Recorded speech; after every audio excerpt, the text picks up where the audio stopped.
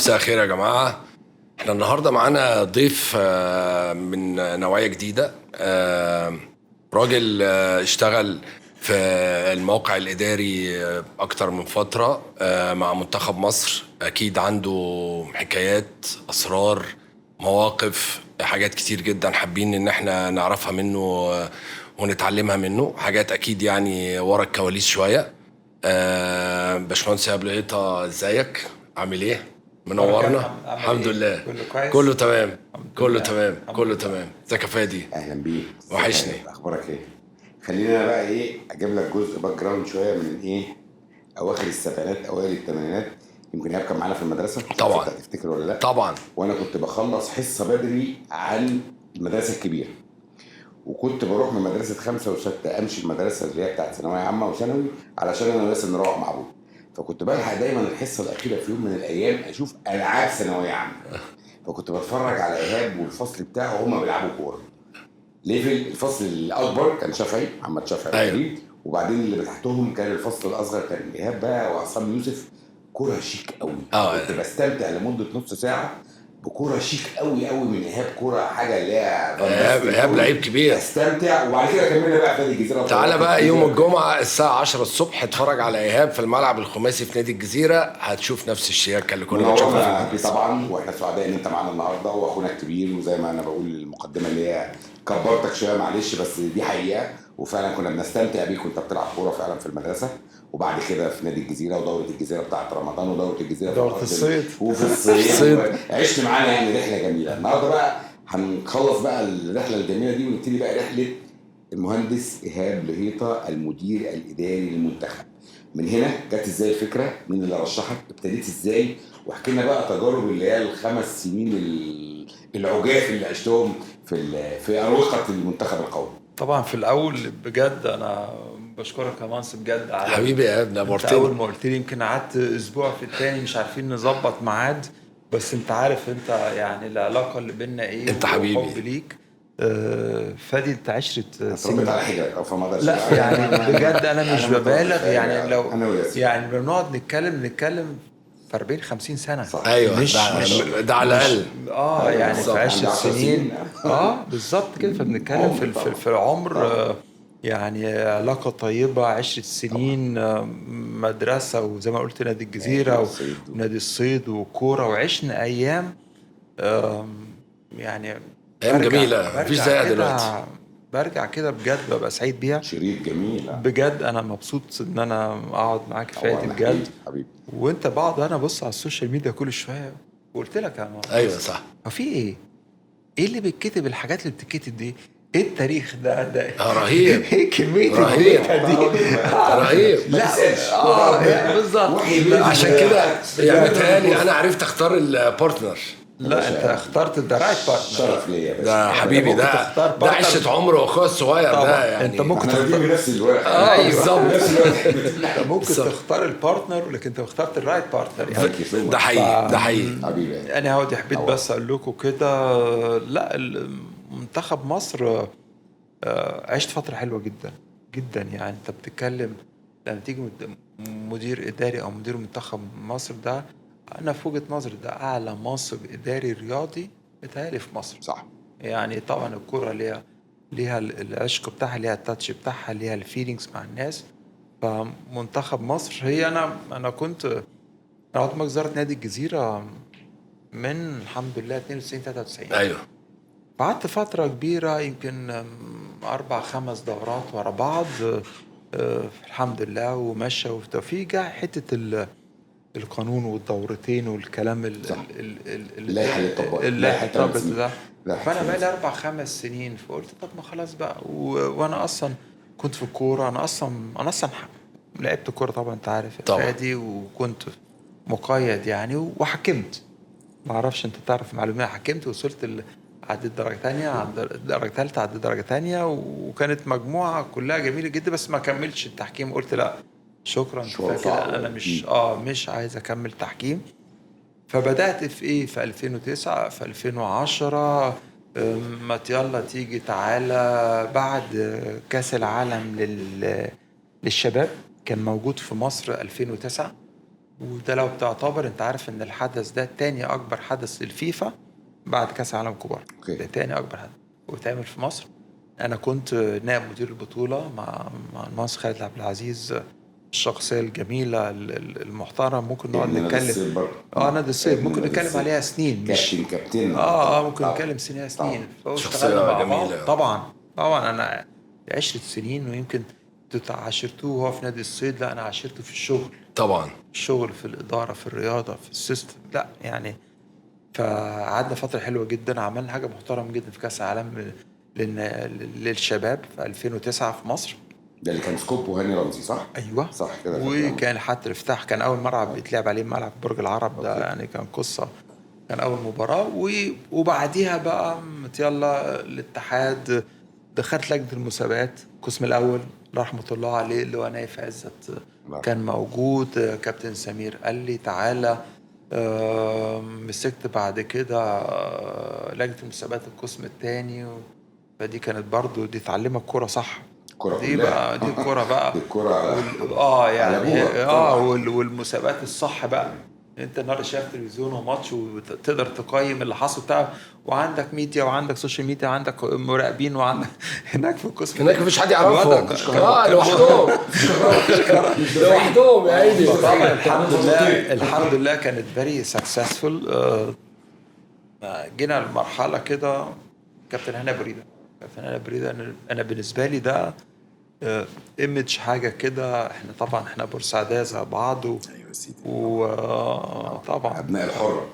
لكن بفكر نحكي لك قصه عن الوالد لسه قايل عليها النهارده جامده جدا. فهاني بريده ده عشق يعني. هو اللي مربيني يعني. فقال لي ما يلا نخش انتخابات اتحاد الكوره. قلت له يا كابتن انا ماليش كوره وانتخابات كده. قال لا. فعملنا مجموعه ودخلنا الانتخابات وحصل ظروف ما ولم ما كملش. ودخل الاستاذ جمال علام. ده كان 2012 2016 الدوره دي كانت جمعيه عموميه حوالي 170 صوت. انت بتخش انتخابات تخش صح، تتكلم مع ناس وتقعد تروح. والناس فين بقى؟ انت بتتكلم من اسوان لاسكندريه. طبعا. انا راجع بالعربيه اتوبيس من اسوان للقاهره. فبتعدي على كل البلاد وتقف وتتكلم وكانت العلاقه طيبه هم بالقسم الثاني جدا بصراحه يعني. والحمد لله يعني لما تاخد 135 صوت 140 صوت 170 طبعا. واول تجربه في انتخابات وبتاع. لا دي كانت حاجه هايله جدا. بس انت شخصيه محبوبه اصلا يا يعني. الله يخليك يا مصر. لا والله مش شكرانيه يعني. انا قريب منك وبشوفك وانت ديفوتد. انت من النوعيات اللي بيحب العمل العام. واللي بيحب العمل العام ده انا بشوفه ان هو بيحب يخدم، بيحب يحس ان هو انجز حاجه ملموسه. تبقى سعيد جدا. حياة ذكي هو بيقابلك حلو بالظبط. دي ميزه حلوه يعني. هو ما عندوش بقى اللي بيديك وش. لا هو زعلان بيبتسم في وشك. وحتى هو زعلان بيقول دي لطيفه. بس هو الامباكت بتاع العمل العام ده دايما انا ماليش فيه خالص. انت عارف يعني. عايز شخصيات معينه. هو ليه شخصيات انا ماليش فيه. ممكن يكون كل واحد فينا شاطر في البيزنس بتاعه. بس انا حته انتخابات والكلام من ده ياما ناس جت قالت لي انا مش بتاع الكلام ده. بس ده بيخليك دايما عندك ديب انسايد ان انت عندك بيليف في ميشن انت بتعملها. طبعا عندك بيليف في اوبجكتيف انت هتوصل له. لان انت بتبقى شغال ومش عارف انت هترضي الناس اللي حواليك ولا لا. مش هترضيهم زي ما فادي يقول. بس اتليست انت بتعمل حاجه بما يرضي الله وبتبقى سعيد. واعتقد برضه ما بترضيهمش دي. لو انت النهارده انا لو بتكلم على 6 دورات في نادي الجزيره ورا بعض دي اكيد الناس مرضيه يعني. طبعا يعني طبعا. فهي دي انديكيشن او ده بروف شويه ان الناس بيجي ينتخبوا. يمكن اول انتخابات 92 93 تحت السن واد صغير جميل واي نوت العب كلاعب كوره في النادي يلا ماشي. لا طب انت عملت في 4 سنين دول. لما تخش 4 سنين انت عندي 31 سنه اخش انتخابات فوق السن تكسب صح. في نادي الجزيره داخل على البحر مفتوح.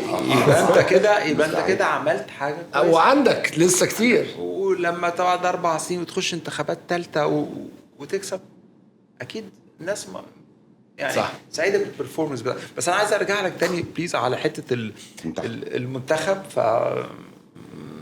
حصل بقى فتره طول ما انا في المنتخب كان في بعض المشاكل، فبدأوا يجيبوا مدرب أجنبي. فكابتن هاني كلمني وبتاع، وشوف في مدرب اسمه كذا وبتاع، اقعد معاه. احنا كده وصلنا 2016 ولا 17؟ لا لسه، انا بعد ما جزرت اتحاد الكوره، مفيش حاجه خالص، مفيش يعني حاجه لسه منتخب. 17. اوكي. ده اوكي. كان يمكن 2014 2015. بدايه عايزين نجيب مدرب عايزين اجنبي ده. بعد كابتن شوقي غريب بالظبط. والفشل أنا في كنت كذا حاضر كذا بالظبط. مرة. فقلنا بقى نبتدي انا نجيب كنت مدرب في عضو أجنبي. مجلس اداره في اتحاد أوكي. الكوره شاب فابتدت غريب. سيفيات تيجي. أوكي. بالظبط، فجت سيفيات تعالى اخترنا فلان. ماشي. طب هاي جمال بيه وبتاع، اقعد معاه. يعني بما معناه يعني انت اللي هتفهم. لغات. هتفهم لغات. نمشيها لغات. انا أوكي. وصديقي كان انا صديقي العزيز مجدي المتناوي، هو من ناحيه الليجل يعني، وانا من. فقعدنا هات وخد وبتاع، وبنتكلم وترجمه وعقود وبتاع، وانا الحمد لله شايف راجل كويس. بس انا لما تيجي تعمل نيجوشيشن لكونتراكت كنت غلس شويه، وحتى هو اتضايق، والجهاز كله كان متضايق مني، الاجانب يعني. ليه؟ ان انت مش خدت حقك. اديني حقي انا بقى. كان حق عايز حقي. فحتى هو قال لي مقوله فاتي دي عليها في دماغي دلوقتي. قال لي انت جايب مدرب منتخب لمصر وبتعمل معاه عقد، وبتحط في العقد ازاي هتمشيه؟ قلت له ما دي قول له احنا كده. قول له احنا كده بنمشي قوي وبعدين نجيب. عارف السمار سيركل فيها. صح. قال لي انت ليه انت عايز تمشيني، انت حاطط في العقد ازاي امشي، مش ازاي اقعد. قلت له لا، ما انت خدت حقك. قال لي ايوه حقي ايه؟ ما انا بقول لك النظام بقى، دخلنا في تفاصيل. طب لو خسرت اول ماتش، فاهم ايه المشكله؟ ما اخسر يعني، ما انا عندي ماتش تاني يخسروا. طب لا انا مش موافق، لازم تحط لي اكزت، حاجات كده يعني. فالمهم عشان ما تقولش عليكم، حصل نصيب والراجل مضى، وكان في احترام، يعني في احترام ان مش انا مش بغلس، انا بغلس للصالح، نجيب مصلحه. واتعمل كونتراكت محترم جدا جدا، وكنت عامل له يا فادي ستابس. اوكي. زي كي بي ايز.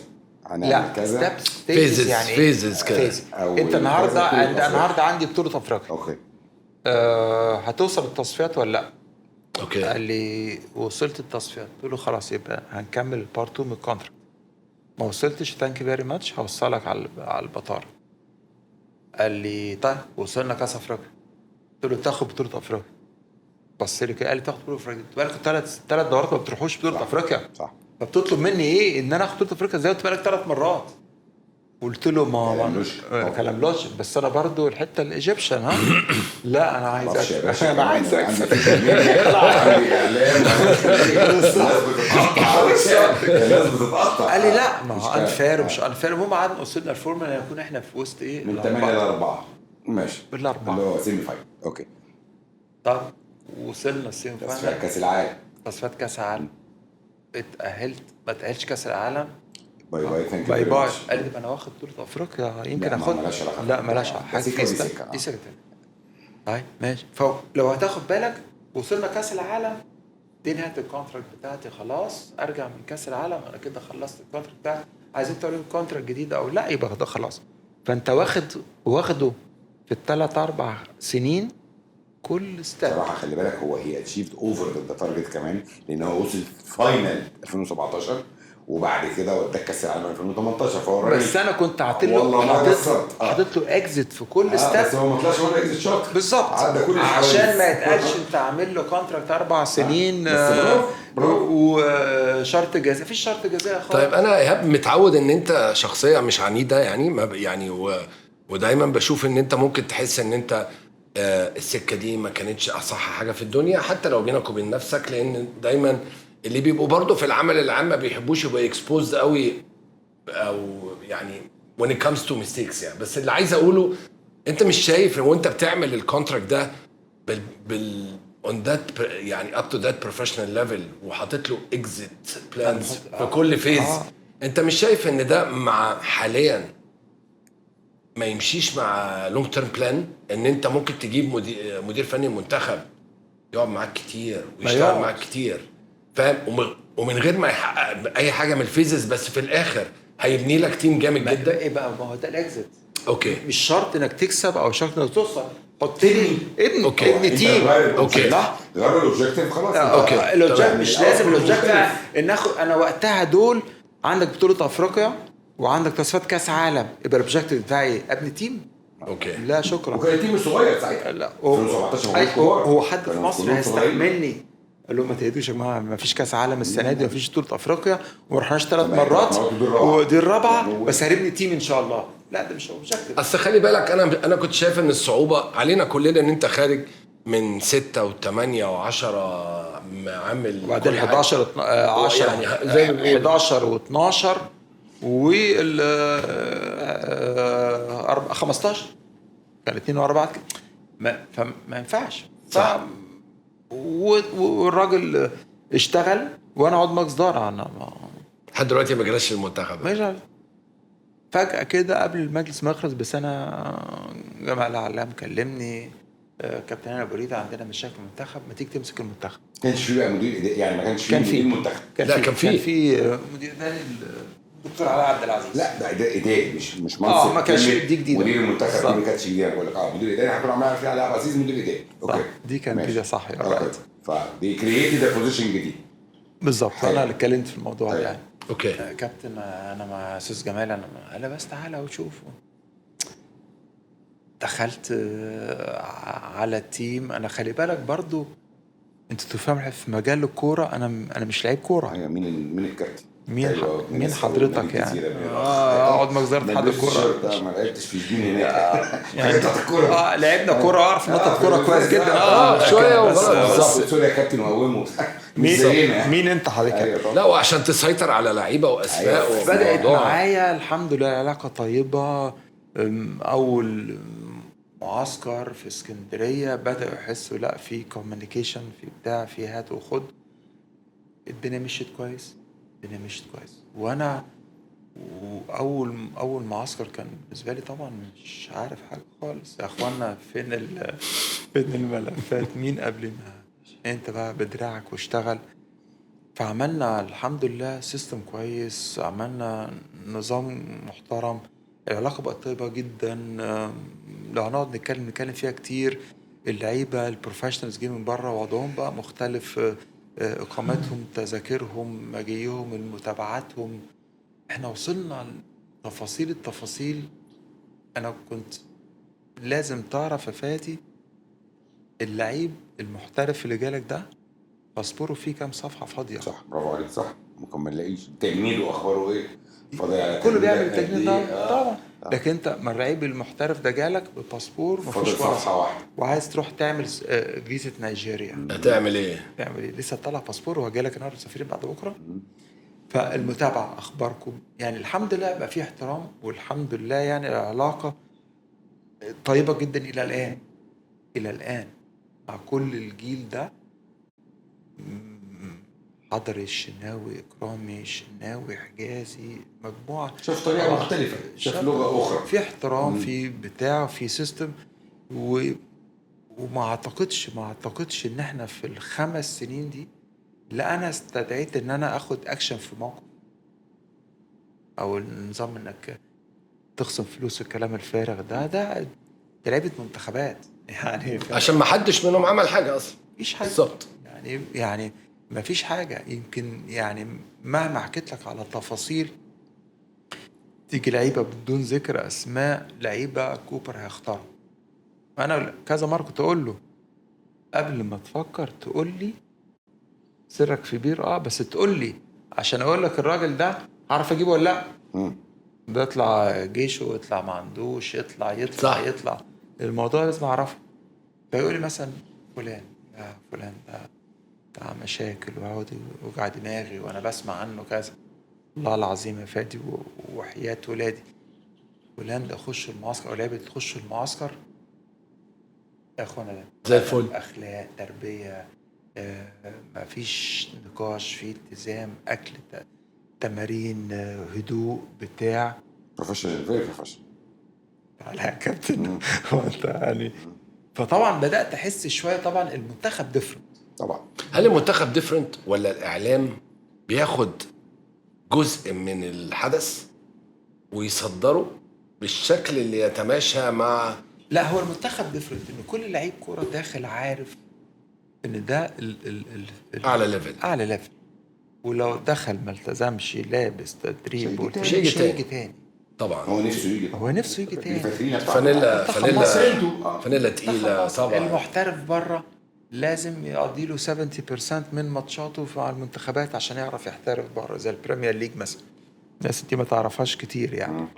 ايوه صح. اللي محترف مش عارف ايه في حته تانية عايز يبقى لك لعيب منتخب مصر. الحاجات دي عليها الحاجات الحاجات. بلعب بره لما يجي لي فاكس من المنتخب او ايميل احنا عايزين فلان كل شباب، بتبقى بالنسبه له هو فاليبل في النادي اللي طبعاً، بيلعب فيه، مش طبعاً. اللي هو يا عم حد بيجيبك. فدي كانت بالنسبه لي انا مش ما كنتش 7 رجاله في بعض يعني بس كانت مديالي شويه ايمج ومسهله الامور، اوكي. ان اللعيب اللي جاي لك اي نعم حصل بعض المشاكل طبيعي، طبعا مش يعني شيء مش طبيعي، ملاكة يا معلم. مشاكل حصلت، عادي، مشاكل طبيعي. كتير، شيء طبعا. طبيعي. بس لما اللعيب اللي بيجي لك هو لعيب جاهز بقى يعني، ولما بيجوا يسمعوا ده في فلان موجود والحمد لله الوضع يعني. يمكن انت تسأل من وراي، اسأل اي حد، لو في واحد من المنتخب ليه مستحقات ولا فيه وما خدهاش، دي استحالة.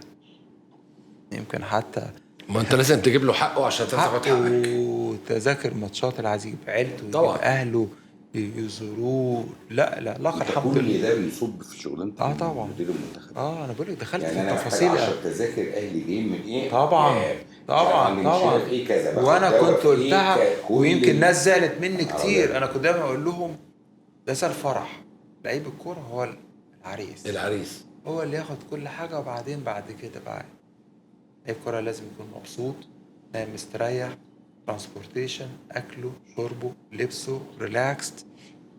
ماتش عايز تذاكر يدوله، عايز يجيب عيلته ويجيب مراته ولاده يشوفوه، لازم يبقى از ريلاكس، يركز في الكوره ويسيب دماغه من هو عايز ايه، انت الحاجات عايز ايه، انت اللي جاي, يشتته. انت جاي للكوره فقط، ده جاي للتدريبات وكوره، شويه انترتينمنت بقى بالليل بعد العشاء الحاجات دي. فبتبقى يعني بس قضيت بطوله افريقيا 2017 رحنا الجابون، مأساة. انت عايش مع ما يقرب من 55 واحد قاعد لمدة شهر، انت واخد اكلك وشربك ولبسك وكل يونيمت من كل حاجة معاك في الطيارة.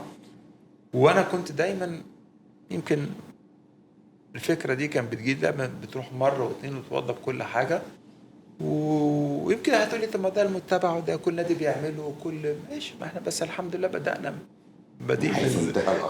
وبدأنا من زمان وطورنا وكان في حاجة اسمها برايورتي اللي هو كابتن منتخب مصر. انا كان يمكن ما اعرفش تفتكر ولا لا، لما كان كوبر بيعلن التشكيل واجاري بيعلن التشكيل، دلوقتي بيعلنوا التشكيل ازاي؟ راس المرمى، خط الدفاع، صح. انا لا، حط الكابتن الاول ترتيب طبعا. الأقدمية. انا مالي انا في التشكيل، انا مين يمين ومين شمال؟ لا انا عندي كل اللعيبه. لو تاخد بالك حتى من ايام بص على الاختيارات زي تتر مسلسل البطوله الاول، مين اقدم مين اقدم لغايه احدث ناس من ضمني. عارف برافو عليك. تكريم اللعيبه هو بلاش سايكولوجيكال انترفيرنس. طب لو ده ما كلهم انا بختار اللي هم سيلكتد خلاص. طب ده ترتيبهم بقى ترتيبهم بالأقدمية. طب ده ما بيلعبش، راح ما لعبش الماتش، يبقى نمرة 2 مين احتياطي برضه، نمرة 3 مين، يبقى هو عارف على طول اللي هيلعب الماتش وبتاع المهمات، عارف الترتيب على طول، مين الكابتن. والكابتن في كل حاجة، ليك البرايورتي في كل حاجة، انت اللي تختار، انت اللي تقول. لو انت مثلا اوضه فردي انت تقعد لوحدك، لا لكن انت النهارده داخل معسكر فردي فلازم يكون في لعيب فردي، ده شيء ده لا اللي يقعد نمره 1 كابتن اليوم. ويختار لو هو ما بيحبش يقعد، عشان في ناس ما بتحبش تقعد لوحدها بالظبط، يخش نمره 2 يعني البرايورتي كنت انا. فدي كان فيها الحمد لله. رحنا الجابون، اول ماتش بقينا تعادلنا كده، قلت ينفع كده. انا اول بطوله داخل. كان جنبي كابتن اسامه نبيه، بقول له هو عادي احنا ممكن نطلع من الادوار التمهيديه كده يعني زي ما رحنا زي ما جينا كده. فالحمد لله توفقنا، تاني تالت مشيت كويس، 8 المغرب ما كسبتهاش بقالك 40 سنه. 40 سنه العيال روحها حلوه. كان منتخب حلو ده، كان منتخب 2017 كان منتخب حلو، وروحهم حلوه حلوه وروحهم حلوه جدا. يجي مش عارف حجازي وجابر بان، انا فاكر النقط ده لن انساه. مش عارف كان مين فيهم يختار احسن لاعب في الماتش، كان اختاروا حجازي وكان جابر عامل ماتش عالمي. حجازي قال لي انا، وراح يديله هديته. العلاقه بجد علاقه. الفيديوهات بتاعت الحضر الكهرباء قلبت الدنيا. لا ايوه الحكايه قالوا يعمل تيك توك. لا الحضر يا جماعه بقيت بعمل حاجه. غيروا منه. لا الحمد لله. واحد في الفرقه. وسيمي فاينل الحضري برضه لو انت عايز ممكن نحكي عليه. طبعا ساعتين الاجوان، لاعب الجون الثالث ويوصل بيها يعني هي البطوله فيها تشالنجز كتير جدا بصراحه. عالمي وانا من الناس اللي الى الان بتكلم عليه. انا عاشرته سنين ولغايه دلوقتي على اتصال. اسطوره فينومينا طبعا، اسطوره فينومينا. الالتزام بتاع كان يجي وهو مدرب، هو كان كابتن المنتخب. فالغدا الساعه 1، فاللعيبه تيجي 1 إلا 5 يتخانق معاهم. كانوا عاملين ايه يا حضرتك؟ الساعه 1 إلا 5 الغدا الساعه 1 يعني.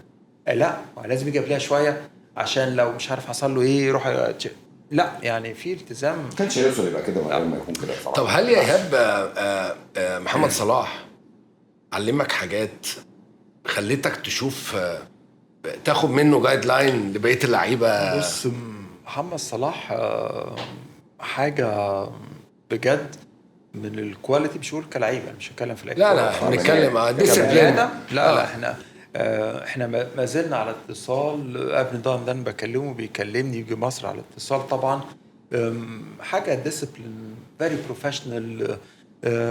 كان يقول لك اصل صلاح مش عارف ايه ده، الالتزام في الميعاد، في الدخول، فطار غدا عشاء تدريبات، علاقته بين الاستاف، علاقته بين اللعيبه.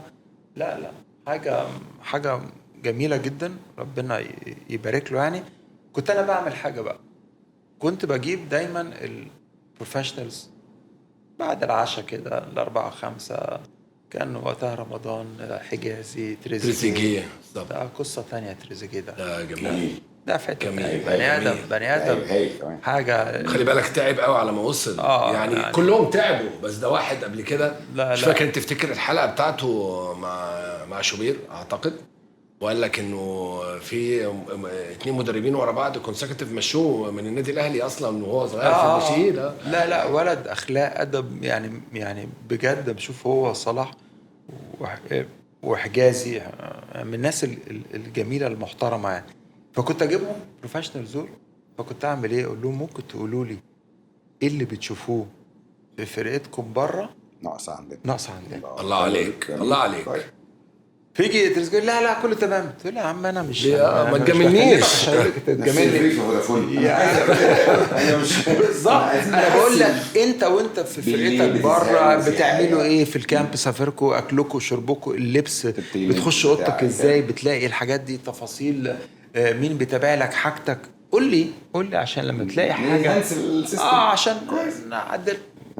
والله يا منصور يعني حاجات بسيطه اللي اتقالت لي بس فرقت معاهم جدا. انا كنت مبسوط طبعا. ولا مفيش نقصات، مفيش حاجه ناقصه كتير. تمام. فبدات برضو اعدل فيها.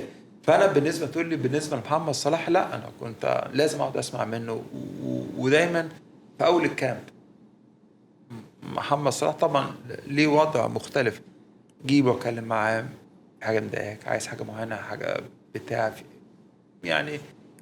سؤال يا هبل، عشان طبعا بيبقى فيه رومرز كتير في السوشيال ميديا وكلام انه صلاح متعب وليه طلبات واقعد فين واوضتي وعايز بودي جارد. هل الكلام ده حقيقي ولا ايه؟ فيري داون تو ايرث، راجل بسيط. انا عشرته، انا عشرته وانت انت عشت معاه 5 سنين. هل هو ليه متطلبات ولا يا جماعه احنا المفروض نوفر اتليست الحاجات المينيمم؟ لان ده راجل من 3 4 لعيبه عالميين في العالم. يعني هل هو بيبقى ليه طلبات يا كابتن انا محتاج كذا ومش عايز اقعد مع كذا وعايز بودي جارد يجي لي في المطار ومش عايز انزل الملعب ناس تبوسني وتحضني؟ هل بيعمل كده؟ عشان دي موضوع الناس كلها. انت هتصدقني طبعا. طبعا خلاص طبعا. انا ما حصلش كان لي اي طلب من الطلبات دي خلال 5 سنين مع بعض خالص. تمام. لا تقول لي اقعد مع فلان ولا فلان. انا ببقى عارف اوريدي هو بيحب يقعد مع مين كذا، فانا هريحه وفي القعاد انا ما بعملهاش باي اوردر، انا اللي اقول. انا دايما ببقى عارف خلاص، وبكلمه في التليفون قبلها عايز تقعد مع مين؟ قال لي انا احب اقعد مع فلان.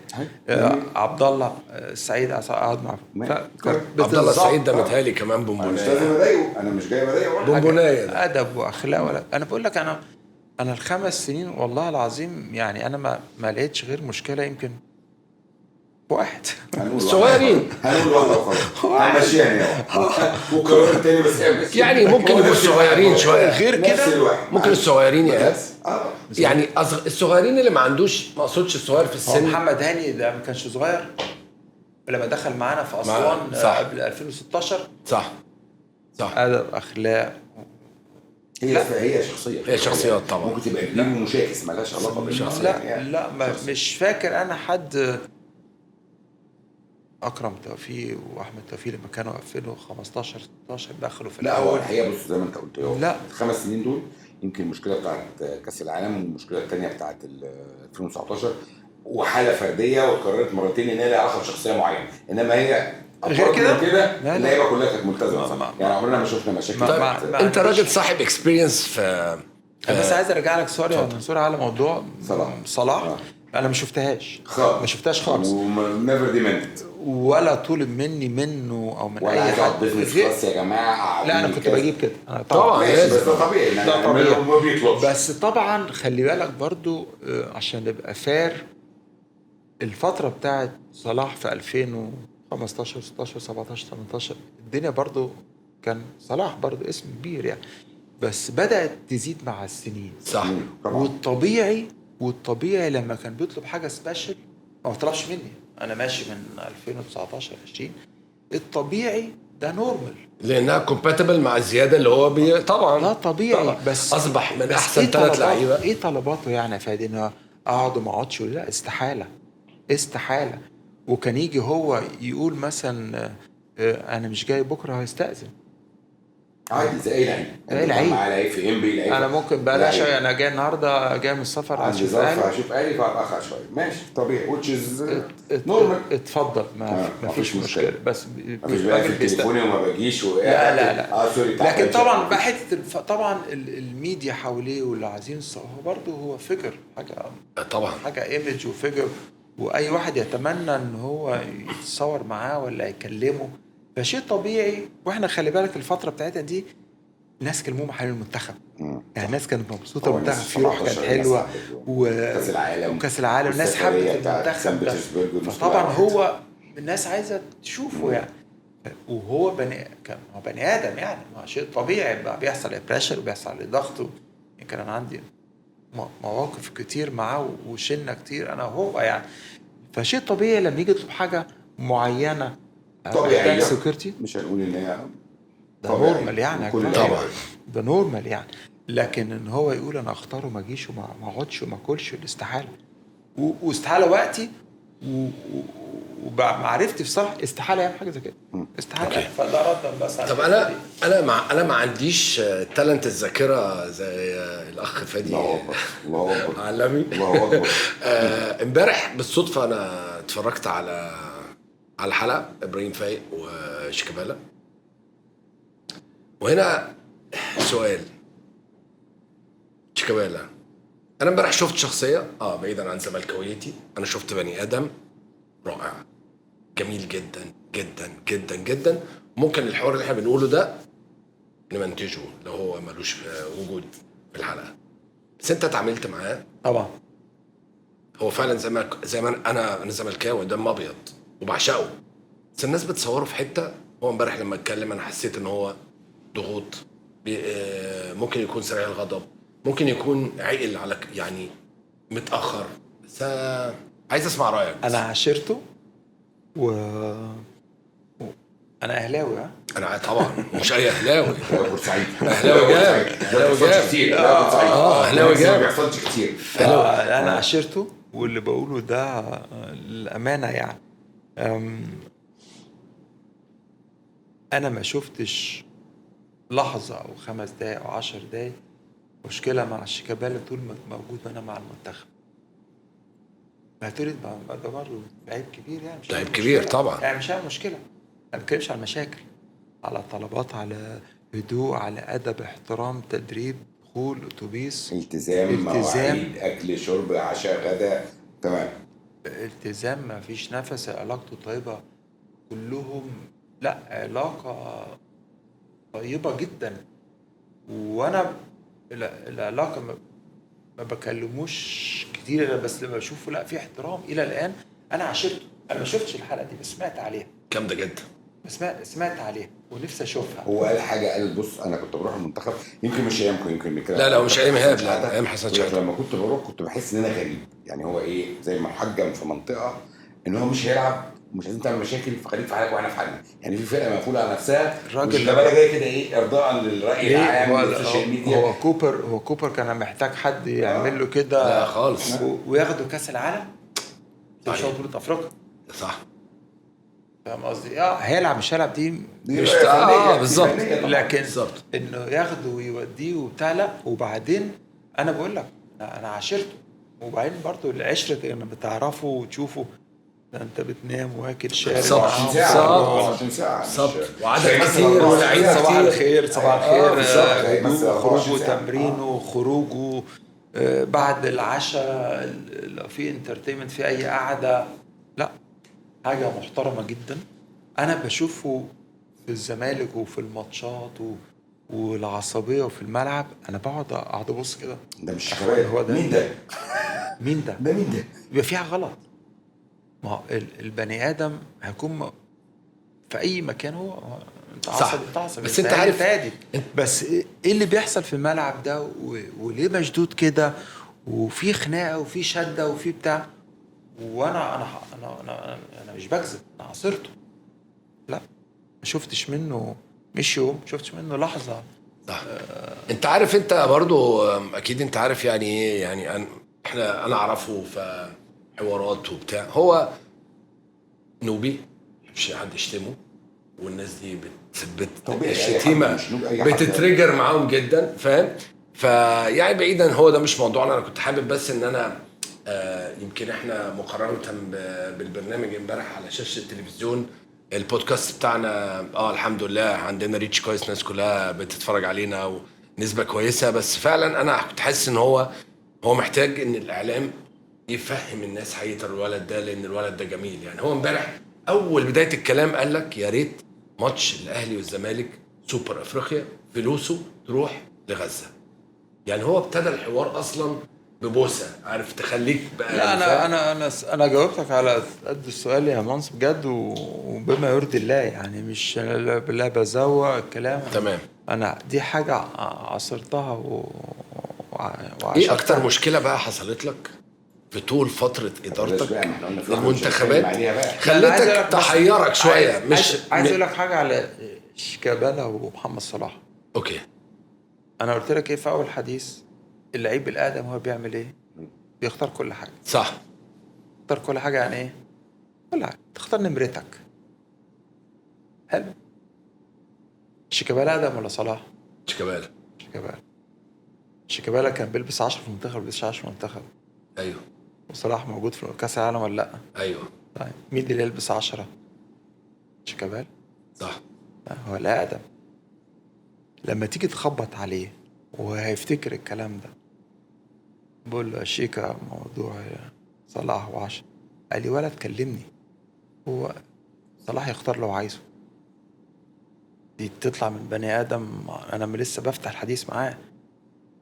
الا تطلع من بني ادم سوي عقليته كبيره طبعا، نجم. مش طبعا لما قلت لصلاح قال لك ايه؟ بالعكس بقى، قال لي لا طبعا طبعا. ما بقول لك انت لما تخبط عليه، لكن هي مش لا ده فلان وانا مفيش، قررت في رولز محطوطه، وهما الناس ما بينهم وبين بعضها كده، في خلاص في هارموني. انا لا انت مش يعني انت افهم من كده يا ايهاب ان انت من مدرسه ان الادميه تفضل محترم الادميه الى يوم الدين. يعني حته ان احنا ندي بعيدا عن صلاح، يعني دي هنتكلم فيها كتير. لا انا هكلمك. طالما في ادميه يبقى عبد الله، يبقى كده احمد فتحي، مش لازم نروح لانه لعيب كويس قوي يبقى هو كابتن، مش شرط. بص انا هكلمك عشان نبقى فير برضو. ده في منتخبات بتعمل ايه؟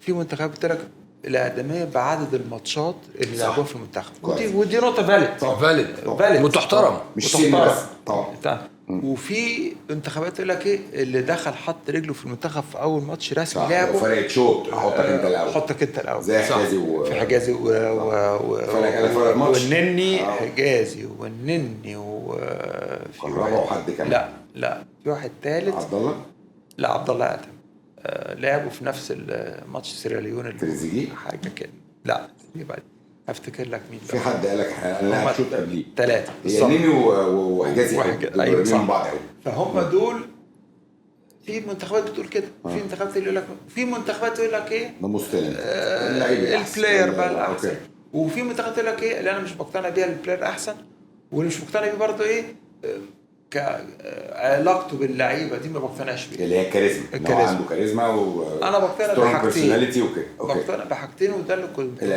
الاقدميه وممكن يكون اللاعب ماتشات اكتر. طب وانت ليه اخترت الفورمات دي؟ كومباتبل على المصري اكتر مثلا؟ انا بشوف الاقدميه ولا من وجهه نظرك انت اللي حسيت ان انت الاداره للمنتخب هتبقى بالنسبه لك؟ انا قلت رايي طبعا، ورايي كده والخواجه وافقني برضه الحاجات دي. الاثنين الخواجات اشتغلت معاهم هو مالوش دعوه بحاجه خالص.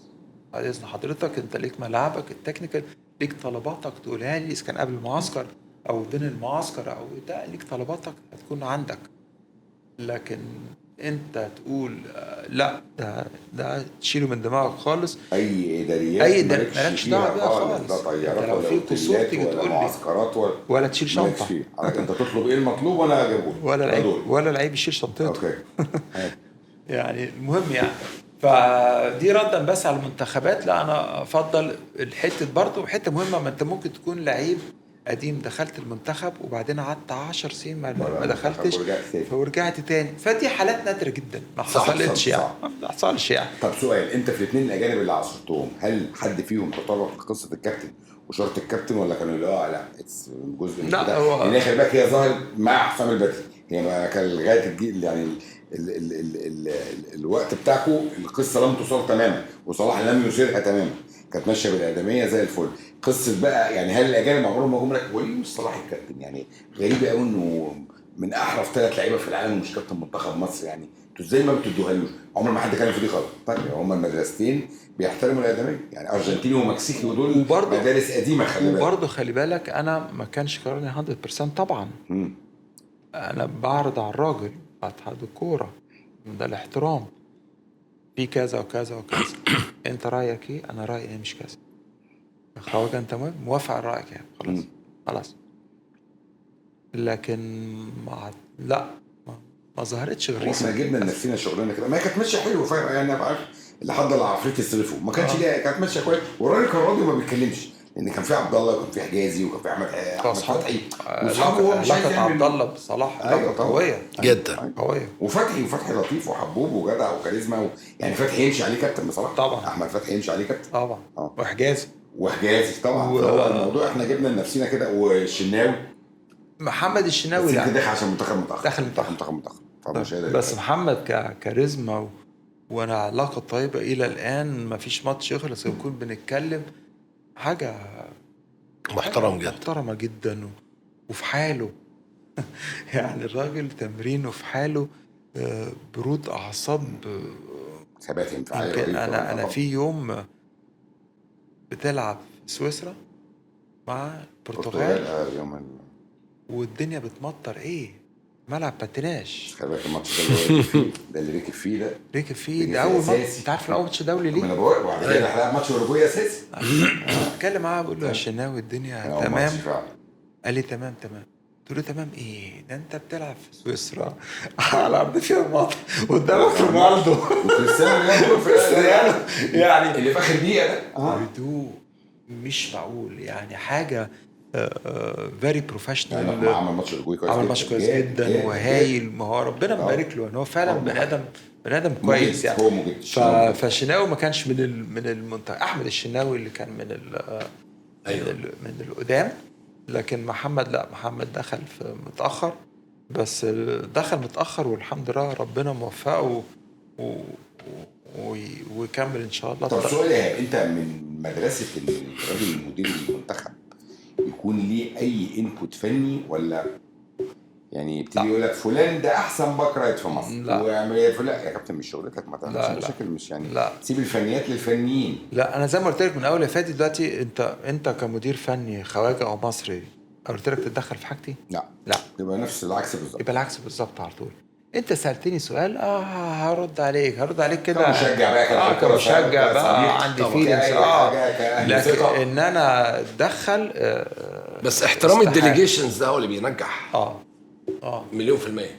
بص، الكوره لو الدنيا مش صافية، مربوطة. ومش صافيه ألغام. كده، طبعا. بس مهما قلت لي بقى، مهما عملت ومهما اتمرنت ربنا مش هيبارك فيها. طب يبقى احنا عمالين نجيب في سير ايكونز لعيبه كبيره جدا، تخلي كل واحد فينا يسمع ويتخيله في اقرب صوره ليه. هو فين المشكله عندنا؟ احنا ليه ما بنتطورش؟ لا، المشكله تحت، من البيز. اوكي. مشكله تحت. لو بتتكلم على الكوره، يعني لو بتتكلم على الكوره سبيسيفيك، يعني البيز. بس بما ان انت عاصرت محترفين واتعاملت معاهم زي ما قلت بس وشكرته وقلت وشيكابالا زي محترم، عبد الله السعيد، بونبونايه، طب احنا مشكلتنا ايه طيب؟ انا بحكي لك بما يرضي الله، لا، مش مليون في بجامل يعني. انت لو عندك الوقت ارسهم لك كلهم بالعلاقه الطيبه، ممكن نقعد ايام عشان كده ايام بقصص باحترام، بمنتهى البروفيشناليتي اللي موجوده في اللعيبه، ديديكيشن، هدوء. لا يعني الحمد لله، يمكن انا كنت من المحظوظين في الفتره بتاعتي، من المحظوظين. مشاكل قليله، واحده او اتنين لا تذكر، طبيعي. وانا واخد فيهم ديسيجن معين. لكن ان جنرال في حاجه تاني لا. طيب مشكلتنا فين؟ مشكلتنا بقى في هرجع لك بقى. مشكلتنا في البيس. انت النهارده كقطاع كره قدم، انت النهارده مشكلتك في الناشئ اللي طالع صغير. لو عايز تقسمهم كاتيجوريز: اللعيب، التحكيم، الاداريات، البيز من تحت. خلاص. وسمعت وزعلش مني تقول لي بس الاكاديميات. لا، انا من انصار زمان واحنا صغيرين قطاعات الكوره، ده في اكاديميات النادي، قطاعات الكوره في الانديه مليون في كابتن فوزي المية. وكابتن ابو جبل والحاجات اللطيفه قطاع ناشئين. لعيب كوره يبقى لعيب كوره، كفراوي، الناس اللي هي لعيبه كوره، ومهما كان درجه النادي واللعيب لعيب. قطاع ناشئين كان تحت 13 وتحت 10 وتحت اللعيب. فانا ده كان وجهه نظري دايما. يعني انا في نادي اجتماعي رياضي، نادي الجزيره برضو مش من الانديه اللي بتاعت كوره قوي، لكن بنحاول عندنا قطاع ناشئين، هو ده البيس. لكن بس في خلال متهيالي ال8 سنين اللي فاتوا، كوني ليا الشرف ان انا عضو في النادي ده، وكنت من احد الناس اللي اسست الكوره فيه او صح. عملت له شكل. طبعا. انا شايف ان احنا نجحنا، ان احنا عندنا بيس في نادي الجزيره كويس، وفريق اول محترم بيتطور من سنه لسنه، وانت دعمك ليه واضح من السنه. يعني انا سبته من سنتين تقريبا، وايامي انت كنت سند كبير جدا. فمتفق معاك ان المشكله بتبتدي من المشكله في قطاع الناشئين من تحت، من البيز، التدريبات، المدرب برضو، الكواليتي بتاعت المدربين النهارده صعب. احنا كل ضيف على فكره بيسأله السؤال ده، وهو فيكتم، هو ضحيه طبعا. هو لم يعد، ما خدش رخصه، ما جهزش، ما اتدربش، هو برضه اجنده ومبطل اول امبارح في نادي كذا، حطها تحت باطه انا مدرب. ما فيش حاجه اسمها كده يا جماعه، بالظبط. ده علم، الموضوع مش فهلوه. بس انت كمان انت برضه حطيت حاجه، او حطيت ايدك على حاجه مهمه، انه موضوع الاكاديميات ده بالنسبه لنا مسمى جديد، احنا ما عشناهوش، جيلنا ما عشناهوش. بيزنس. وبعدين كلنا ابتدينا في قطاعات انديتنا اللي واخده الشكل الاجتماعي مش الرياضي قوي، سواء الصيد ولا الجزيره. بس بتلاقي فيه من الانديه دي، وانت تعلم يعني، طبعا خرجوا من هنا راحوا لعبوا انديه. صح. حازم خارج الصيد، عبد الله خارج الصيد، طبعا في كتير، اسامه، هشام حنفي، فضل تامر صقر، فضل، لا في واولادنا خرجوا من الجزيره، بالذات الجيل الاخير فيه ناس وراحوا لعبوا في انديه. انا برضه عايز ارجعك ورا الجزيره بقى، رحمه الله عليه عادل الكردي طبعا محمد رحمه الله، بدوي خليفه، لا يعني ناس معتز الشريف، لعبت معتز لعب منتخبات. فهي المشكله في قطاع الناشئين، في الناشئ، في المدربين، في المنظومه اللي تحت، وهتطلع شويه كده على قسم الرابع والثالث والثاني، مأساة. طب انا عايز اقول لك حاجه، الرابع ده انا هقول لك حاجه والكلام ده تسال من ورايا عليه. جيت انا اللي بيطبق النهارده ايه؟ القسم الاول والقسم المحترفين، صح؟ انا من 2014 2015 انا اللي عامل البلان ده. أيوة. انا ايهاب لقيت اللي عامل البلان ده. أيوة. وقلت لهم القسم الاول 18، القسم الثاني 18 زي الدوري الانجليزي كده. قال لي انت بسم الله ما شاء الله كده ايه هتسقطنا الانتخابات. صح. انت كل طبعا طبعا النهارده بيحصل ايه؟ صح. النهارده بيتطبق. انت عارف الرابعه كام فرقه؟ رقم فلكي كتير على مستوى مصر. ما هو برضو انا كنت في المسابقات كنت عملت حاجه كويسه برضو. ما انت في القسم الرابع لو خسرت ماتشين 3 مش تصعد، هتهبط.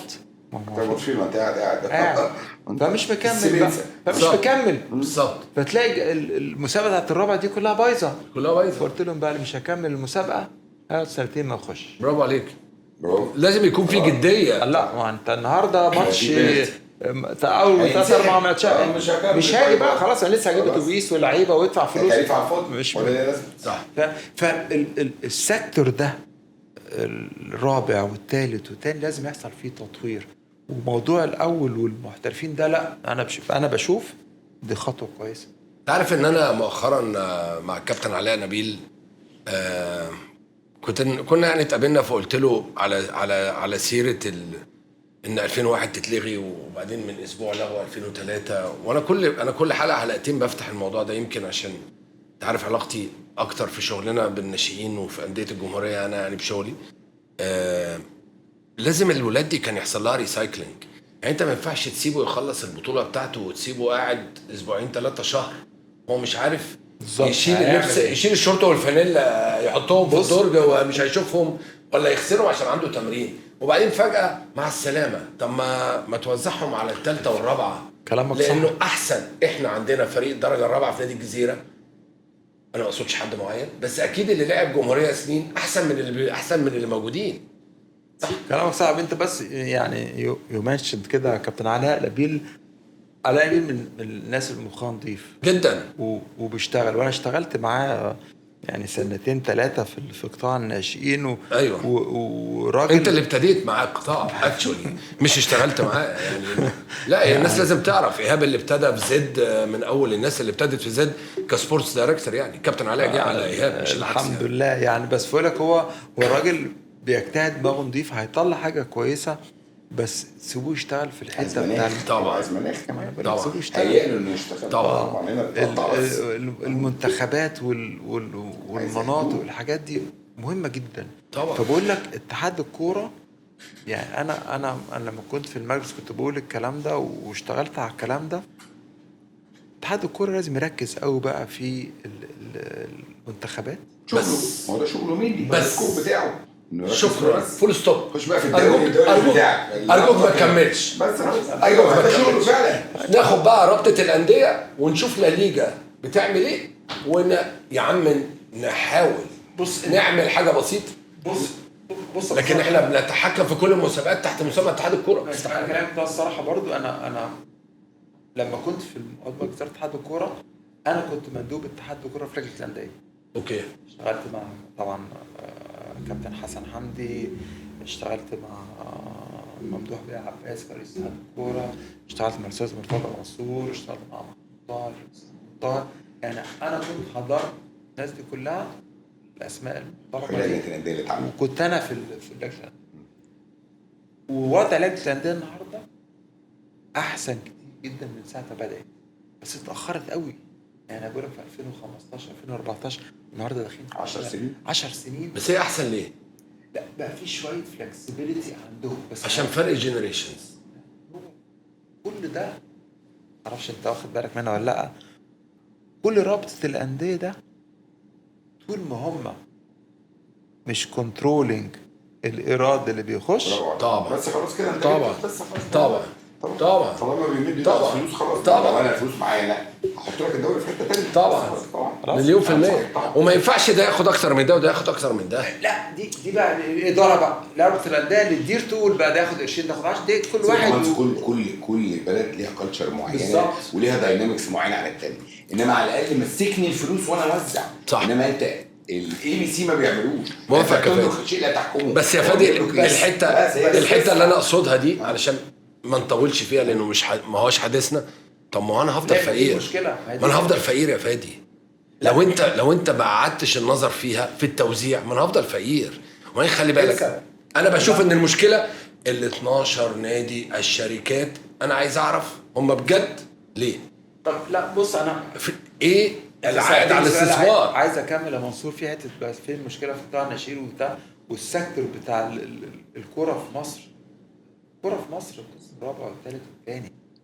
ايوه هو الشغل صح. عالم اخر. عالم اخر في المحافظات وفي المحافظات يا اقاليم ده مشجعين وبتاع وجماهير واقفه في البلكونه وعلى السطوح. هو ده اللي انت تبص له صح لعيبه كويسه وتطلع منه لعيبه كويسه. مظبوط. رابطه الانديه الثانيه ارجع لها ال10 سنين اللي فاتوا دول حصل فيهم تطوير ولكن مش لسه كتير كتير بس كانت ممكن تبتدي من بدري. بس هما ده يعني ده بيقولوا they are doing well يعني احمد دياب انا علاقه طيبه بيه يعني هو بيحاولوا يعملوا حاجه شويه الشكل بتاع بس برضو مش هو ده المين اللي هتشتغل عليه اللي هتقدر تطلع منتج كويس.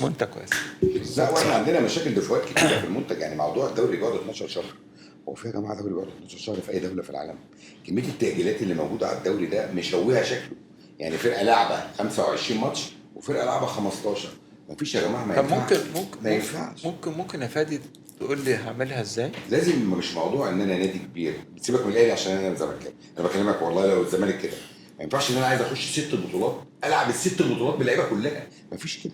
الدوري الانجليزي بيلعب الكاس باللعيبه السكند وبيلعب الاتحاد باللعيبه الثيرد. دي نقطه اللعيبه. طب ايه 30 لعيب ليه؟ انت بقيت 30 لعيب عشان العب بال 11 هم كلامك صح. لازم يبقى في فلكسبيتي اللي هو مش لازم تاخد الدوري والكاس والاتحاد. ما فيش كده. وانا ممكن اقول لك حل لازم يبقى في شيرنج شويه فاهم. وانا ممكن اقول لك حل تاني ان انت اللي عمل التربلنس ده بعيدا عن المؤجلات اللي بتحصل بقى لها سنين.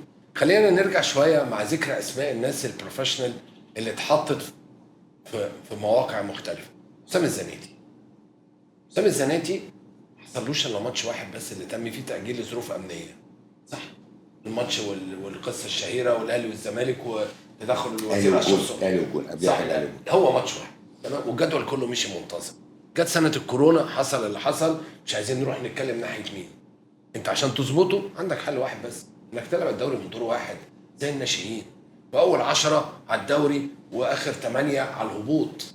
اعملها سنه اظبط الدوري. انا عايز بس اعلق على حسام يعني خاص صغير يعني من الشخصيات ده حبيبنا كلنا. مؤدب محترم بيشتغل بيفهم دماغه نظيفه قوي. اعمل مجهود كويس. اعمل مجهود كويس وكنت اتمنى ان هو يقدر يكمل. بس عايز ارجع لك في الحته قلت ايه كلامك صح جدا في حته ال 30 لعيب والمسابقات في يخش في كذا مسابقه. في نقطه تانية كمان انت ناسيها. انت النهارده في الترانسبورتيشن كنت بتقول لك انا هطلع لاعب مثلا فرقه في كينيا ولا فرقه. كنت بتسافر ازاي؟ كنت بتسافر زمان بطياره تروح فرنسا. فاكر زمان بيروحوا فرنسا وتاخد طياره خاصه وترجع بالليل. فالدنيا بقت اسهل. طيب أسهل. يعني انت بتاجل تاجيلات اللي هو لكن انا حته الاسبوع عشان بتلعب ماتش في افريقيا دي كتير قوي. بس في نقطه تانية برضو من ناحيه مراجعه المسابقات برضو خلي بالك عشان مش عايزين نظلم او يعني الصوره مش سهله قوي كده. خلاص انت عندك جانب اخر. ما اشتغلت مسابقات واشتغلت مع عامر حسين يعني من عامر برضو يعني خلي بالك اسطى طبعا بالظبط. سيبك احنا عندنا مشكله في التجارب بس هو اسطى طبعا. لكن هو فاهم انت النهارده بتتكلم فيه عوامل اخرى ما بتتكلمش فيها خالص. ما اتكلمتش الملاعب النهارده تنفع اليومين دول يمكن احسن شويه يعني قبل كده كنت تلعب فرقتين، يقول لك لا ما ينفعش فرقتين في نفس المحافظه. ايوه صح، فاكر زمان امنيا. صح. أمين. انت النهارده توقفات الدوليه دوليه مش عارف في ايه، الفدائي فلازم النهارده عندك تقف. برضو طبعا. الموافقه الامنيه ويعني لا يعني في عوامل اخرى صح. بتخليك مجبر تعمل حاجات زي كده. بس الكلام اللي انت قلته اللي انا برضو بقوله، انت النهارده بقى في حاجات بتخليك تغير شويه من الفكر ده. صح. الترانسبورتيشن بقى سهل. لا وبعدين الطيران ما بقى تجيش تقول سهل. لي اصل الاهلي هيلعب الالومنيوم، انا عايز اجي يا جماعه العب بالدوليين في الالومنيوم يا كابتن. ماشي. طب انت هتطلع ناشئين منين؟ ماشي. وهتطلع جيل تاني ما منين؟ دي نقطة فعلا. هتلاعب المقاولين بلعيبه دوليه. فده اللي بقول لك طول عليه ما مش عامل عشان لا والله لو الزمالك نفس القصه. اي حد طلع ناس يا جماعه، انت كده اللي هو ما 11 دول اتحرقوا. أي حد. لعيبه الاهلي مش قادره تقف. كلامك انما انت كلامك لازم صح. الالومنيوم طلع لي 5 صغيرين، نعم. طلع لي اشوف الجون بتاع 19 سنه زي ما الناس كلها طلعت. وزمان كانوا بيجيبوا لعيبه من بره، مش كان كله هاني رمزي كلامك وميدو صح. احمد ده رمزي واشرف قاسم، كل ده من قطاع الناشئين. انت موتته، انت قتلت قطاع الناشئين. دي مشكله كبيره. هي بالظبط كده. الفكر النهارده ده يبقى فيه اوبشنز، عندك ترانسبورتيشن سهل، عندك الدنيا تطلع لعيبه صغيرين مع الظروف اللي عامل محطوط فيها تقدر تحسن شويه. بس هي برضه منصور مش وانت قاعد كده يا عم ما انا ممكن اعمل. لا طبعا، لا طبعا طبعا، لا طبعا. احنا مهما اتكلمنا احنا مش عايشين جوه الغرف وانت المغلقه. تعرف 10% من لا طبعا احنا بس الواحد. لكن برضه لازم يتاخد في الاعتبار عشان الكلام البروفيشنال ده. صح. وانا قلت يا جماعه الناس بتسافر قبل الماتش، بتعمل تمرينه تلعب، يعني بكتير بتسافر ليلتين. دلوقتي بيرجع بالليل. انت ما بتباتش في الباتش والماتش. وطياره نايم جميل طبعا. مليون في المية. هو احنا فعلا احنا نعرف شوية قد كده، بس الواحد عشان مذاكر ودرس وشاف، يعني بنقدر نحاول ان احنا دماغك نظيفه وعاشرت وعايز تطور. عايز اطور. ما دي هي المشكله بقى. يعني انت تي في رايتس، ما انت عمرك ما هتجيب تي في رايتس طول ما هي شركات ما عندهمش فان. ما هو ده مش هيحصل. فانت يعني انت النهارده الاتحاد بيلاعب اكس من الشركات عشان ما نذكرش اسماء حد. الاستاد يوم ما هيتملي مش هيتملي كله اتحاد، ما هو مش كل الناس فاضيه تروح الماتش، صح؟ فالانكم بتاعه ال 10 جنيه ده، ما هو المفروض يبقوا 50 جنيه مش 10 جنيه، فاهم؟ لازم قانون الرياضه يتغير يا ايهاب. لازم يبقى انت رجل اعمال عايز خش اعمل اكوزيشن على قطاع كوره في نادي عنده جماهير. يعني انا كنت احب ان تجربه بيراميدز دي تحصل على المحله مثلا اي نادي شعبي خدوا الجمهور. ما انا هقول لك على الحته دي. علاقه كان كنت انا مع الجماعه بتوع زاد. ايوه. حصل اكوزيشن لاف سي مصر. يس صح. احمد خليل صاحبنا احمد طبعا محترم جميل. يمكن انا علاقتي طيبه وانا جميل ودماغه حلوه جدا. وانا اللي خلصت انا عارف الديل ده. يعني انت عشان تبص كده على القسم الاول الثاني مش هتلاقي شركات كوره كتير. صح. ما يعرف لا دي مش شركه كوره، محل دي شركه المحل. صح. تلاقي كانت كوكاكولا. ايوه. كولا الفيوتشر وهي مش تبع كوكاكولا. بقول لك هتلاقي كوكاكولا، هتلاقي اف سي مصر. أيوة. هتلاقيش انديه يمكن واحد او اتنين في قطاع اللي ممكن ينفع. هتلاقي في القسم الرابع والثالث كتير. دي كيرنس سميلي هيبتدي بقى من اول المشوار. شبين ليه يا فادي؟ طبعا ليه يا فادي؟ في كتير النهارده بقى فيها بيزنس. صح. هتعمل شركه كوره هتعمل شركه على الورق تكلفك حاجه. هتلعب فين؟ القسم الرابع. حلو. تصرف لك كام في القسم الرابع؟ 100,000 جنيه 200,000 جنيه. هتصعد. صح. صعدت قسم ثالث هتصعد. هتحط قرشين تانيين وهتصعد. صعدت قسم تاني تقدر تبيع لمستثمر حد جاي. فده اللي بيحصل هنا. بيحصل الاكزيت بلان والطريق ما بيكملش. بس خلي بالك، ما هو برضو عشان يبقى عندك اكزيت بلان لازم يبقى عندك ديماند على المنتج بتاعك عشان اجيب بقى لا في مش دليل يعني كل سنه يبقى واحده. طب بص لا انت فيها فادي بس انت مش حضر البرودكت. اقول طبعا. عايز اقول لك حاجه، هو يمكن انا قلتها في كذا حته. هو انت النهارده في مجال الرياضه مين داخل في مجال الرياضه؟ الناس تجيب سويرة صح؟ سالم الشمسي النائب محمد ابراهيم. طبعا صح. صح. الدكتور بتاع فاركو فاركو ياشار خلاص. وحسن حلمي. مؤسس الشام بتاعت مصطفى صح. البنك الاهلي كده. امبي. هم دول مش التوب بزنس مان في مصر؟ صح. طب وداخلين في الرياضه ليه؟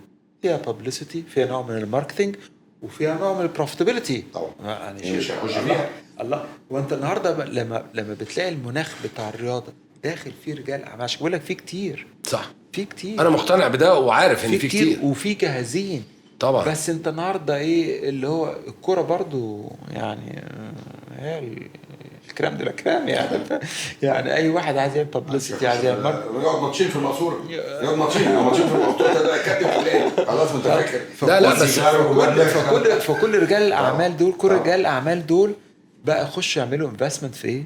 في الكوره.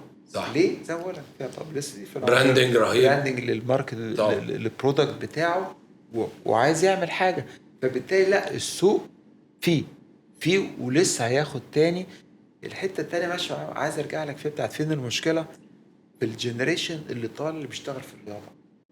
انت قلت حسام زناتي مش كده برضه ولا زيه كتير؟ طبعا زيه كتير بس مش بيشوفهم، مش بيشوفهم للاسف. عندك ولاد متعلمين سبورتس مانجمنت، سبورتس ماركتينج، سبورتس ماركتينج طبعا. انا ولادي الثلاثه من خريجي سبورتس مانجمنت، عندهم لانجوج وعندهم طموح وعايزوا يشتغلوا. لازم تقعد تزق فيهم. دماغهم مش نظيفه، دماغهم نظيفه جدا. ولما هتزقه عشان هو ابني هبله هيروح يشتغل فين؟ هيروح يشتغل في حته عكس وظيفته. بس في الشباب دول كتير النهارده فاتت طبعا، فمش شايف انه يطلع. دي برضه دي المشكله يعني. طبعا اديله مساحه. الراجل ده لو قعد في بوزيشن ولا في مكان هيدي فيه. انت قلت حسام زناتي ادى ولا ما اداش فيه؟ ادى طبعا. طبعا ودينا مش راح الجونه وصعدهم. ادى ولا ما اداش؟ ادى طبعا. في زيه كتير كتير محترمين دماغهم نظيفه، في لانجوج، في سكيلز مختلفه.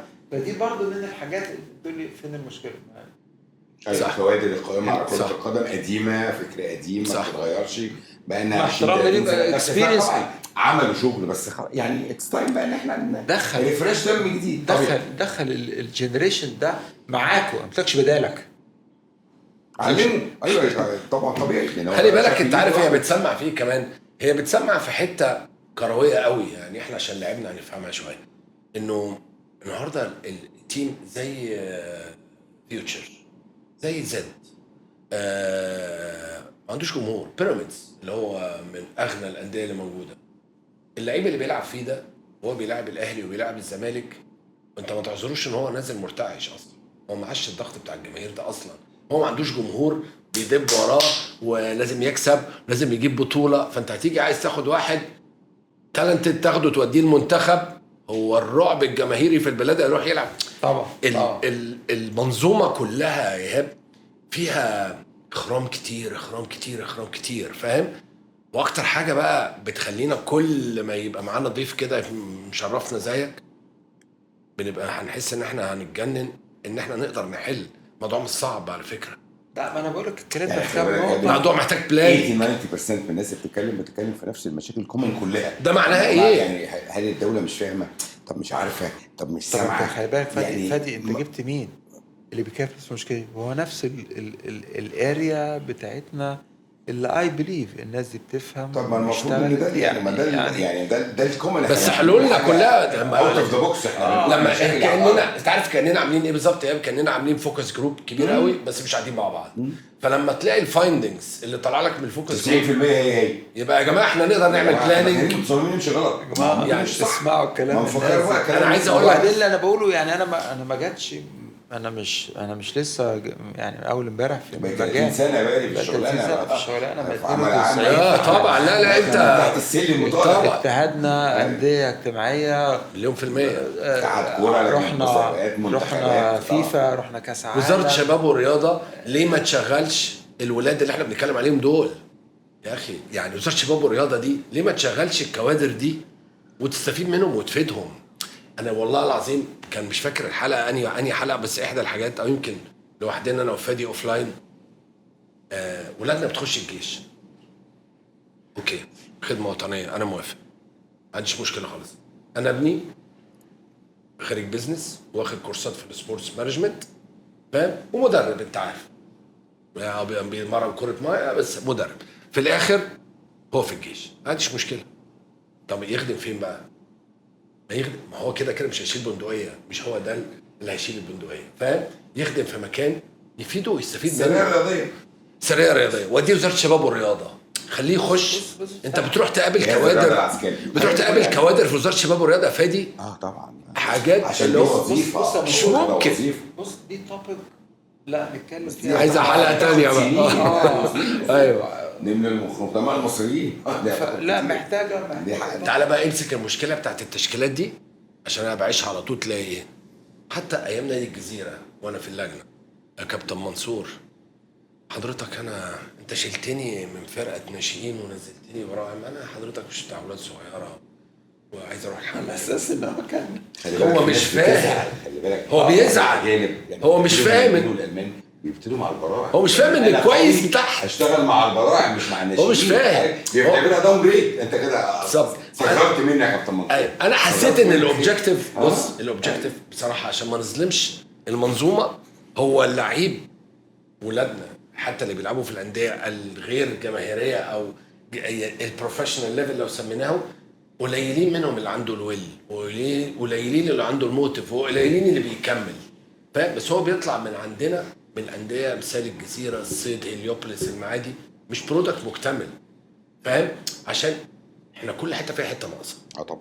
فاهم انت؟ لازم مع نشتغل. كل حته فيها حته ناقصه، والحته ضايعه، مش مثلا أيوة، في أيوة. الدرج حته ضايعه. ان شاء الله يا رب. ايهاب انت الحوار معاك لا ينتهي، تسمح لنا ان انت تجينا تاني طبعا. انا لسه كنت عايز اقول أنا ممكن لسه- اجي لسه تاني. قلت لك انا هديك حته بسبوسه في الاخر عشان اكلت، بس لسه ما خلصتهاش. خلص بس خلاص وانا اقول بس انا استاذنك ان انت لازم تبقى معانا تاني، يا ريت. لان انا اي بليف ان انت اشتغلت في حتت كتير في الكوره، وانت حاليا يعني انت على طول في مجلس اداره نادي الجزيره وبتشغل منصب. انا الوقت بس ما ادانيش فرصه، انا كنت محضر ان انا كنت عايز اعرف هو احنا ليه في الانديه الاجتماعيه دي ما بيكونش عندنا ايكونز تطلع من تحت ايدينا في رياضات كتير جدا جدا جدا. لو تقدر ترد عليها بسرعه رد عليها هرد بسرعه. عليك سريعا. بص احنا الجزيره في الرياضه برضه نادي اجتماعي رياضي احنا حوالي 26 لاعب. ايوه اوكي انت عندك اولمبيك جيمز في باريس، بص جاي ده. الحمد لله يعني احنا اجتهدنا اخر 3 سنين، وانا ركزت، مجلس الاداره ركز على الالعاب اللي ممكن نقدر نعمل فيها حاجه كويسه. صح. في كام بنت كده انت؟ مش كان بنت، احنا ان شاء الله بدون مقاطعه ان شاء الله احنا 12 لاعب ولاعيبه من ما شاء نادي الله. الجزيره. ما شاء الله برافو ما شاء والله. الله ما شاء الله. ايه الالعاب بقى؟ لما تطلع من نادي الجزيره جاءت انت اكتر مره 12 لم انت تحدث. عندك بلاد ودول بتصرف ملايين عشان تطلع لعيبه او اتنين. طلع واحد. انت نادي الجزيره اللي هو مش معتبره شويه، انت عندك 2 في الغطس، ايوه عندك 4 في الجمباز، عندك ان شاء الله 1 في العاب قوه، ان شاء الله في الخماسي 1 بدون مقاطعه، في 4 في الوتر باليه. ايوه عندنا هايلين بصراحه. فانت النهارده دي 2 و4 6 7 8 12. طب هل عندنا اي possibility يعني في ان شاء الله برونزيه ولا بص في حد يعني ان شاء الله ممكن تكون، اتمنى يعني في الخماسي، في هايدي، في مصطفى العابكم صعبه يعني يعني ان شاء الله. بس حاجه حلوه والله. طبعا.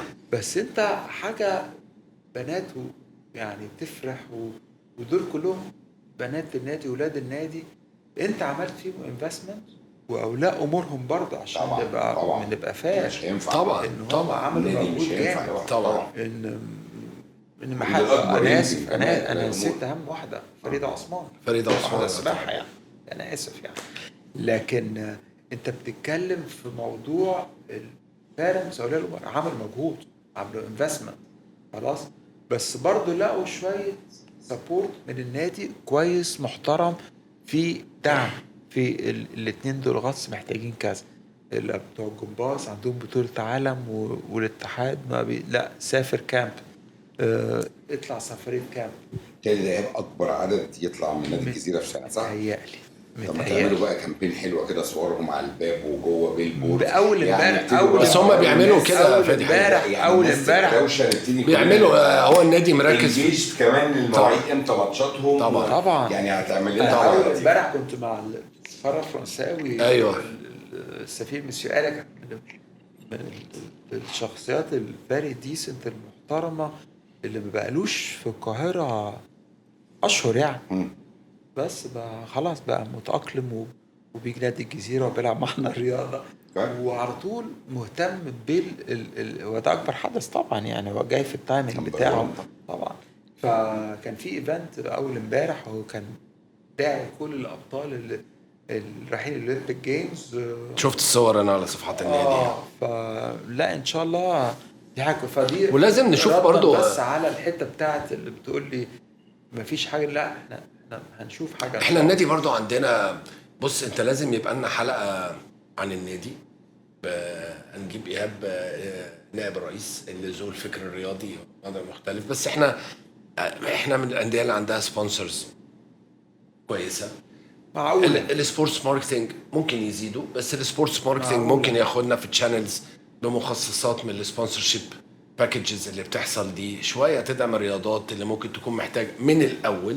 انا عارف ان الانديه طلعت من سنه الكورونا بتعاني والموضوع عامل ازاي، بس احنا لازم نفكر اوت اوف ذا بوكس شويه ان احنا نقوم حاجه سلولي بتشولي. وانا متاكد ان انت شاطر في كده. عندك ممبرشيب انجيجمنت كبيره جدا طبعا يعني. اعضاء نادي الجزيره واعضاء نادي الصيد عندهم ريليتيف جامده جدا طبعا دي صح. ممكن يماركت لك بقى اديني تيشيرت وانا امشي بيها واعمل لك ايه على الصفحه ده. الناس في طبعا بتعملها ومش عايزه حاجه. صح. انا بحب نادي الجزيره انا بحب نادي الصيد فاهم. صح. في اول حلقه 40 50 سنه ايوه فخلاص اللي هو انا مش عايز حاجه من النادي، انا بحبه فاهم. انا بحب كده لله. صح. حته البسبوسه الاخيره بقى اللي انا قريتها المرحوم محمد لهيطه بيقول لك ان سبب شهره الكابتن الدوزوي هو كابتن محمد لهيطه. في الاربعينات كان عنده امتحان في مدرسه او ثانويه عامه او حاجه، قال لهم انا مش جاي امتحان بكره. قال لهم معقوله لهيطه؟ قال لهم بقى هعمل ايه بقى، انا عندي امتحان ولازم امتحن وابويا كذا صاحبه ولازم اروح. فقال لك مين ده؟ تعالى يا دوزوي عنده 15 سنه لعب بداله وجاب 3 اجوان. شال في بورسعيد، طبعا انت عارف بورسعيد اللي هو الثقافه اللطيفه تجيب جول بتروح متشال لغايه بيتكم. فطبعا بعد كده لعب اساسي على طول. فجم قالوا له بص انت لهيطه خدمك بالامتحان اللي راح فيه ده.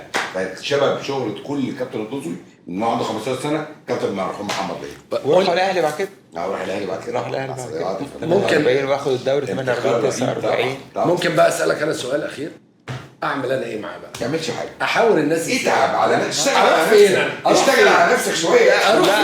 لا مش لا دي الله ينور عليك. عشان كنت بسيب الحس ولا انا بحب الشغلانه.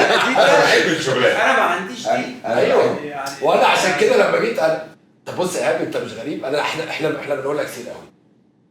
انا كنت انا عشان انام بالليل لازم العب شويه في الموبايل عكس الناس كلها. مش هسيب الموبايل تلفزيون يعني فاهم.